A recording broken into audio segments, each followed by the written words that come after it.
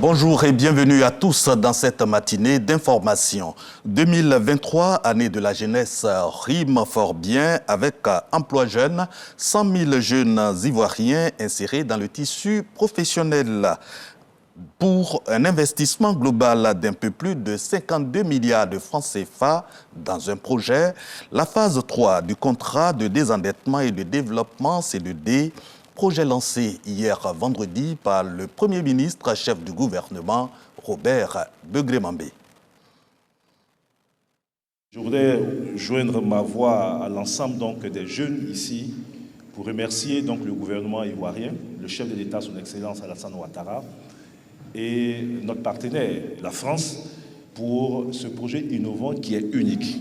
Vous êtes âgé de 18 à 40 ans, qualifié ou non, la phase 3 du projet C2D Emploi vous concerne. Piloté par le ministère de la Promotion de la Jeunesse, de l'Insertion professionnelle et du Service civique, cette initiative va soutenir et amplifier les dispositifs existants d'accompagnement des jeunes vers l'emploi. Il contribuera à renforcer l'accès des jeunes aux opportunités d'emploi salarié, d'entrepreneuriat ou encore d'engagement citoyen et de volontariat. Doté d'une enveloppe de 51,6 milliards de francs CFA au profit de 81 420 jeunes, ce programme est structuré autour de 3 composantes. Appui budgétaire, appui projet employabilité des jeunes et enfin appui projet service civique. Le ministre Touré Mambadou, qui salue le succès des phases 1 et 2 avec un taux d'insertion qui oscille entre 60 et 75%, salue l'implication des ministres-gouverneurs et insiste sur la priorisation du secteur agricole. L'une des innovations dans notre approche de l'employabilité des jeunes dans notre pays, c'est la maîtrise d'ouvrage délégué, qui permet aujourd'hui de confier aux régions la mise en œuvre d'activités programmatiques. Nous sommes partis sur une phase pilote de 10 régions. Aujourd'hui, avec le projet CDD et en lien avec le projet PGDEC avec la Banque mondiale, ce sont les 31 régions de notre pays qui seront couvertes et qui pourront donc agir efficacement pour le compte de l'État en faveur des jeunes. Pour le chef du gouvernement, la jeunesse reste la prunelle de la politique de développement du président Alassane Ouattara. À quelques semaines de la CAN, le Premier ministre n'a pas manqué d'inviter les jeunes à se faire ambassadeurs de l'hospitalité ivoirienne. Je voudrais appeler la jeunesse à se mobiliser pour prendre en main la prochaine CAN en Côte d'Ivoire dans moins de 60 jours. Cette CAN, c'est pour vous, c'est pour la Côte d'Ivoire.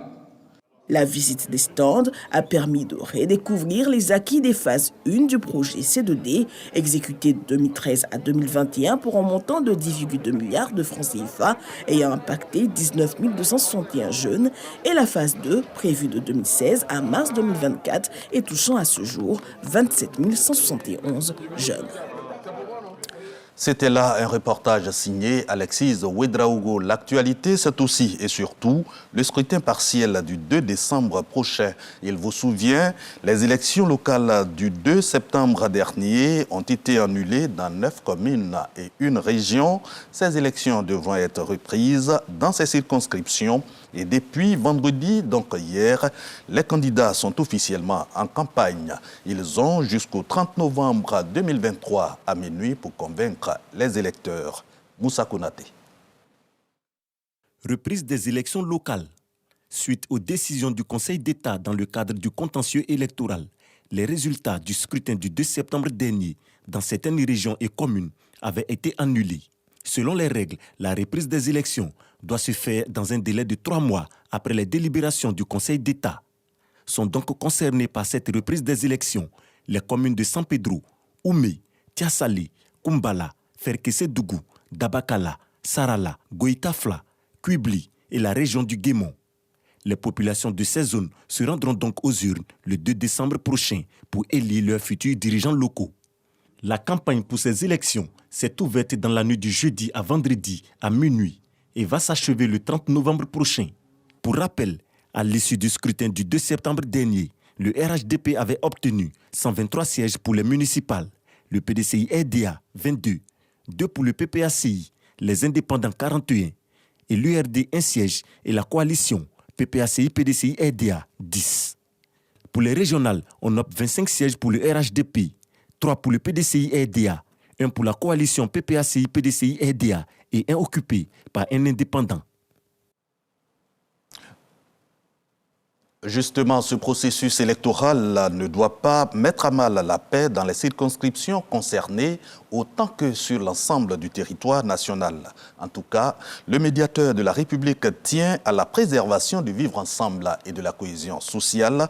Adama Toungara l'a fait savoir à Yamoussoukro, invitant les candidats aux élections locales partielles à une campagne civilisée. Kader Sogodogo, RTI Boaké. Le médiateur de la République tient sa deuxième réunion de conseil au titre de l'année 2023. Le cadre est idéal pour dresser le bilan de cette année dominée par des élections locales. Ces missions qui se sont déroulées dans les 110 chefs-lieux de département du pays et dans le district autonome de Yamoussoukro et d'Abidjan ont été une opportunité de porter des messages de paix aux populations et d'obtenir la signature de la charte d'engagement à la paix.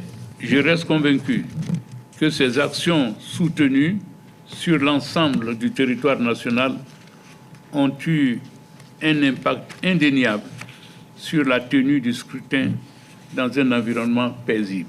Pour ces élections, 95% des candidats ont signé la charte de non-violence éditée par le médiateur de la République. Le 2 décembre prochain, conformément à la décision du Conseil d'État, les élections seront reprises dans plusieurs localités. La campagne électorale est déjà ouverte. Adama Toungara mise sur des élections apaisées. Aussi, je voudrais saisir cette occasion pour vous féliciter pour le travail abattu dans chacune de vos régions et vous réitérer ma confiance pour le suivi de ces actions de sensibilisation à la non-violence et à la cohésion sociale lors de la reprise régionale et municipale dans certaines localités le 2 décembre prochain. À cette deuxième réunion du Conseil, les médiateurs délégués issus des régions ont dressé le bilan de leurs activités. Les perspectives pour l'année 2024 ont également été dégagées. Dans l'économie cacaoyère, moisson fructueuse pour l'initiative Cacao Côte d'Ivoire-Ghana. C'est ce qu'on pourrait dire du bilan de cette plateforme pour assurer des revenus vitaux aux producteurs de cacao et garantir pour les deux locomotives mondiales que sont la Côte d'Ivoire et le Ghana l'économie cacaoyère. 5e réunion du comité de pilotage avec l'enseigné Bakayoko. Cette 5e réunion du comité de pilotage de l'initiative Cacao Côte d'Ivoire-Ghana a été rehaussée par la présence effective du ministre en charge de l'agriculture, du développement rural et des productions vivrières Kobena Kwasi Adjoumani et de son homologue ghanéen de l'agriculture et de l'alimentation Brian Achampong. Après 3 années d'exercice, l'initiative se positionne comme une force sur le marché mondial.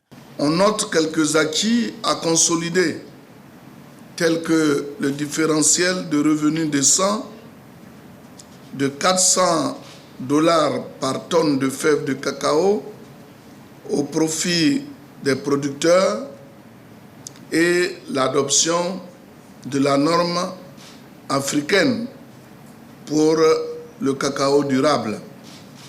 Ces efforts devraient se poursuivre via notamment le plaidoyer auprès de l'Union européenne pour la reconnaissance de nos systèmes de traçabilité et le renforcement des bonnes pratiques agricoles. Nous sommes à une période très intéressante du marché du cacao. Les prix sont très hauts. Donc aujourd'hui, les deux pays s'attellent à mettre en place tout ce qu'il faut pour des stratégies commerciales solides, mais aussi s'assurer que les prix de la campagne prochaine qui va venir puissent être reflétés sur la base des ventes actuellement. La Côte d'Ivoire et le Ghana, c'est plus de 60% de l'offre mondiale du cacao. Direction Boaké, capitale de la région de Béké, au centre de la Côte d'Ivoire. Après Abidjan, le nouveau système d'immatriculation initiale des véhicules se déploie dans la deuxième grande ville de notre pays. Le directeur général du guichet unique automobile a lancé l'opération pour le compte du ministre des Transports. Le directeur général du guichet unique automobile et des agents rattachés au nouveau système d'immatriculation initiale des véhicules, NCIV, posant les plaques d'une moto et ensuite d'un véhicule. Entré en vigueur en Côte d'Ivoire le 1er juin dernier, ce nouveau système dépose ses valises à Boaké, deuxième ville du pays. Tout commence par la carte grise. Une fois tous les documents fournis, elle a établi séance tenante. Nous avons commencé effectivement aujourd'hui l'impression des nouvelles cartes grises au niveau du guichet unique de Boaké. Donc là, on va faire le test.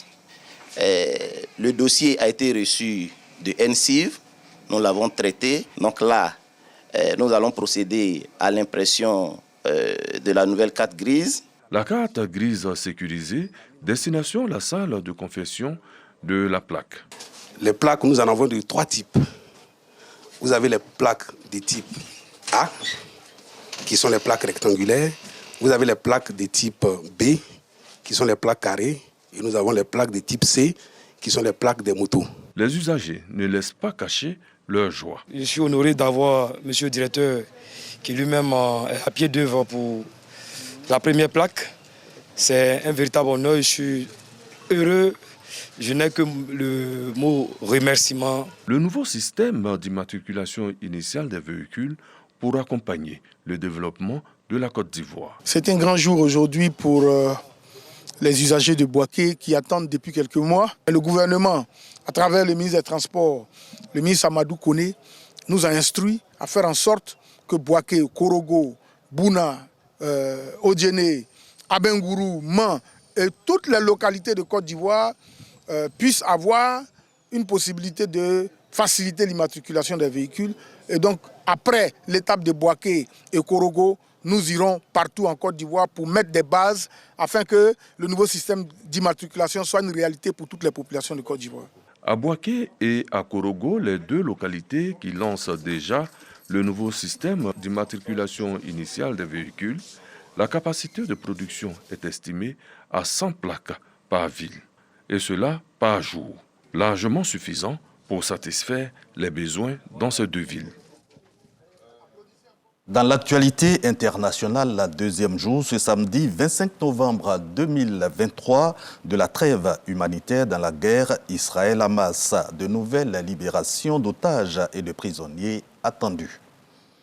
Sur le continent au Tchad, début de la campagne pour le référendum constitutionnel, pendant que la justice sud-africaine accède à la demande de mise en liberté sous caution du sportif de renom Oscar Pistorius, condamné pour le meurtre de sa petite amie. C'est ici qu'on s'arrête. Retour de l'information, 10 h. Très bon week-end sur RTI 1.